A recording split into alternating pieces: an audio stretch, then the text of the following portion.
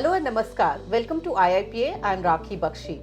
In this show, which is Scholars Speak, we talk to our own faculty and talk about one of the research publications and evaluation report that they have done, and it is generally about a very relevant and contemporary subject. Today I have with us Professor K. Pandey. He is coordinator for Center for Urban Studies at IIPA. I'm going to talk about something which is very relevant right now. We're talking about the city management, the whole municipal infrastructure that our country has, or it should have more elements in it. I'm going to talk to him about that.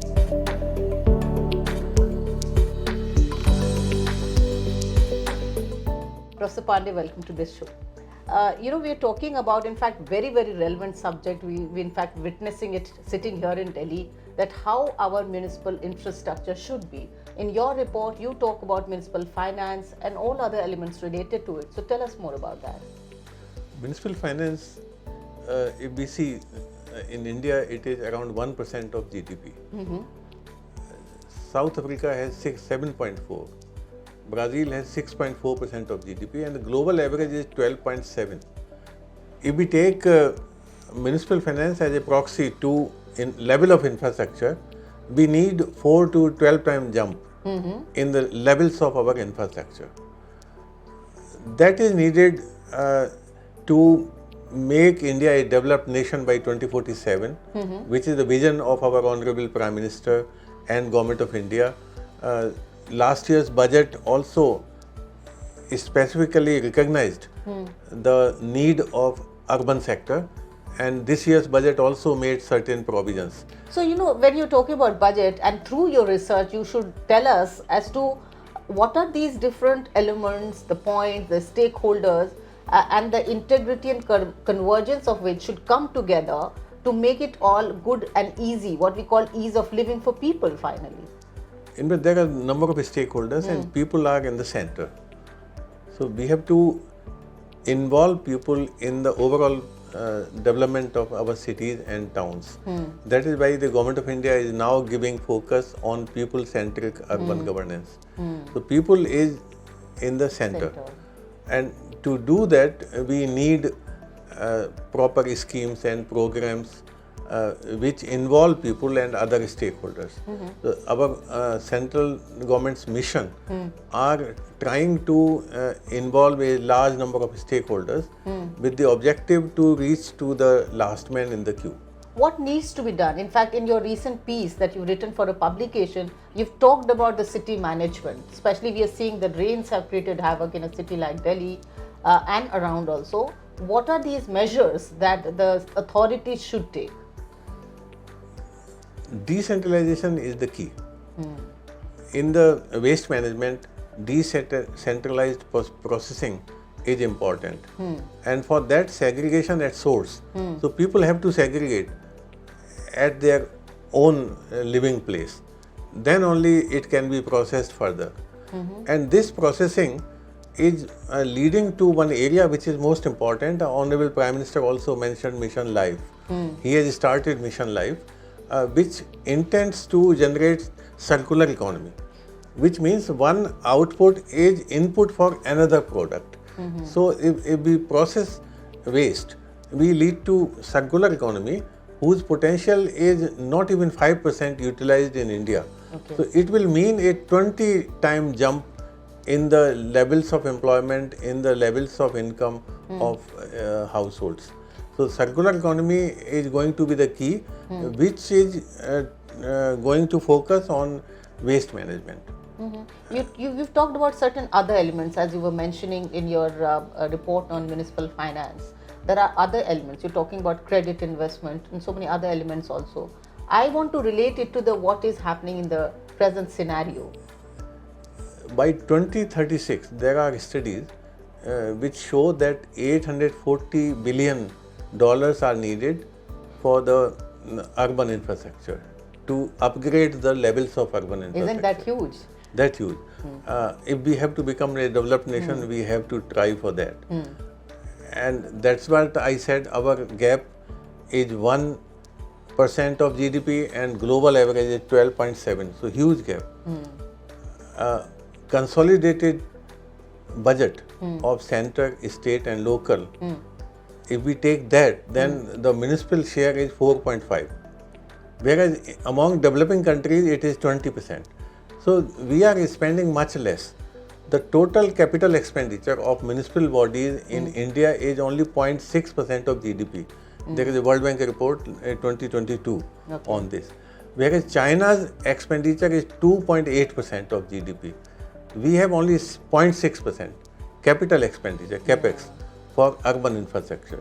So we need a quantum jump if we want to compare with China, Brazil, South Africa, and that is our purpose, that is our vision. You know, one thing you're talking about, that financial, structure in place basically, but also as to how citizens should also play their role. So, for example, we are seeing climate change, we are seeing those conditions which are not under our control. What can we do as people?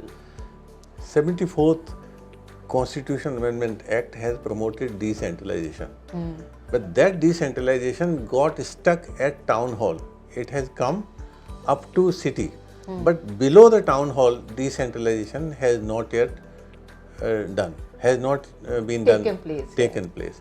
So for that, what we need, we have to develop institutions which can involve the common man, which can be in touch with the common person at the grassroots level.